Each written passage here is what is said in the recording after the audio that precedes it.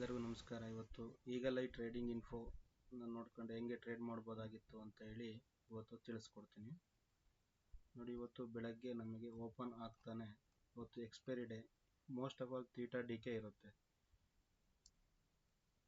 ಆದರೆ ಇವತ್ತು ನಮಗೆ ಬೆಳಗ್ಗೆ ಓಪನ್ ಆಗಬೇಕಾದ್ರೆ ಹೇಳ್ತು ಕಾಲ್ ಕಡೆ ತುಂಬ ಸ್ಟ್ರೆಂತ್ ಇದೆ ಅಂತೇಳಿ, ಹಾಗಾಗಿ ಕಾಲ್ ಕಡೆ ಥೀಟಾ ಡಿಕೆ ಆಗಲಿಲ್ಲ.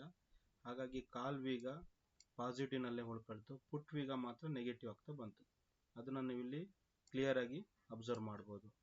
ನಮ್ದು ಏನು ಕಂಡೀಷನ್ ನಾನು ಹೇಳಿದ್ದೆ, ಕಾಲ್ ವೀಗದಲ್ಲಿ ಪಾಸಿಟಿವ್ ಇದ್ದು ಪುಟ್ ವೀಗದಲ್ಲಿ ನೆಗೆಟಿವ್ ಮತ್ತು ಈ ವೀಗದಲ್ಲಿ -1 ಇಂದ -15 ಒಳಗಡೆ ಇದ್ರೆ ಸೈಡ್ ವೇಸ್ ಬುಲ್ಲಿಶ್ ಅಂತ ಹೇಳಿ. ಯಾವುದೇ ಕಾರಣಕ್ಕೂ ಬುಲ್ಲಿಶ್ ಅಂದರೆ ಒಂದೇ ಸಿಂಗಲ್ ಟ್ರೆಂಡ್ ಹಿಡಿಯಲ್ಲ, ಆದರೆ ಸೈಡ್ ವೇಸಲ್ಲಿ ಬುಲ್ಲಿಶ್ ಆಗುತ್ತೆ. ಮೇಲೆ ಹೋಗಿ ಕೆಳಗಡೆ ಬರುತ್ತೆ, ಕೆಳಗಡೆ ಹೋಗಿ ಮೇಲ್ ಬರುತ್ತೆ, ಮತ್ತೆ ಕೆಳಗೆ ಬರುತ್ತೆ. ಈ ರೀತಿ ಸೈಡ್ ವೇಸಲ್ಲಿ ಬುಲ್ಲಿಶ್ ಆಗಿರುತ್ತೆ.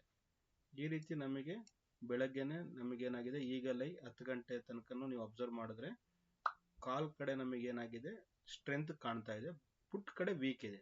ನಾವು ಯಾವುದೇ ಕಾರಣಕ್ಕೂ ಪುಟ್ ಬೈ ಮಾಡೋದನ್ನ ಯಾವುದೇ ಕಾರಣಕ್ಕೂ ಮಾಡಬಾರ್ದು ಅಂತ ಹೇಳಿ ನಮಗೆ ಈಗಲೈ ತೋರಿಸ್ಕೊಡ್ತಾ ಇದೆ. ಇದು ಬುಲ್ಲಿಶ್ ಇದೆ ಅಂದರೆ ಸೈಡ್ ವೇಸ್ ಬುಲ್ಲಿಶ್ ಇದೆ. ಸೈಡ್ ವೇಸ್ ಬುಲ್ಲಿಶಿಗೆ ನೀವೇನು ಸ್ಟ್ರಾಟಜಿ ಪ್ಲಾನ್ ಮಾಡಬೇಕು, ಹೇಗೆ ಟ್ರೇಡ್ ಮಾಡಬೇಕು ಇದನ್ನು ನೋಡ್ಕೊಂಡು ಅಂತೇಳಿ ನೀವು ಪ್ಲಾನ್ ಮಾಡ್ಕೊಂಡು ಅದರಂತೆ ಟ್ರೇಡ್ ಮಾಡಬೇಕಾಗುತ್ತೆ. ಅಕಸ್ಮಾತ್ ಬೈಯಿಂಗ್ ಮಾಡೋದಾದರೆ ಬ್ರೇಕ್ಔಟಲ್ಲಿ ಟ್ರೇಡ್ ಮಾಡಬಾರ್ದು. ಸಪೋರ್ಟಿಗೆ ಎಲ್ಲಿ ನೀವು ಸಪೋರ್ಟ್ ರೆಸಿಸ್ಟೆನ್ಸ್ ಅಂತ ಹಾಕೊಂಡಿರ್ತೀರ, ಸಪೋರ್ಟಿಗೆ ಬಂದಾಗ ಅಷ್ಟೇ ನೀವು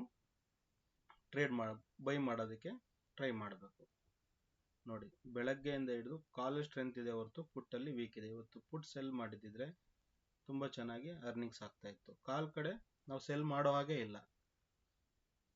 ಆಪ್ಷನ್ಸ್ ಎಲ್ಲ ಸಿಗಿದ್ದು ತುಂಬ ಅನುಕೂಲ ಇದೆ. ಹೇಗೆ ಅಂತ ನೋಡಿ, ಪುಟ್ ಕಡೆ ನಾವು ಸೆಲ್ ಮಾಡ್ಕೊಂಡು ಆರಾಮಾಗಿ ಕೂತ್ಕೋಬೋದಾಗಿತ್ತು. ಆದರೆ ಕಾಲ್ ಕಡೆ ಸೆಲ್ ಮಾಡೋದಕ್ಕೆ ಎಲ್ಲೂ ಕೂಡ ಇಲ್ಲಿ ನೆಗೆಟಿವ್ ವ್ಯಾಲ್ಯೂ ಕ್ರಿಯೇಟ್ ಆಗೇ ಇಲ್ಲ.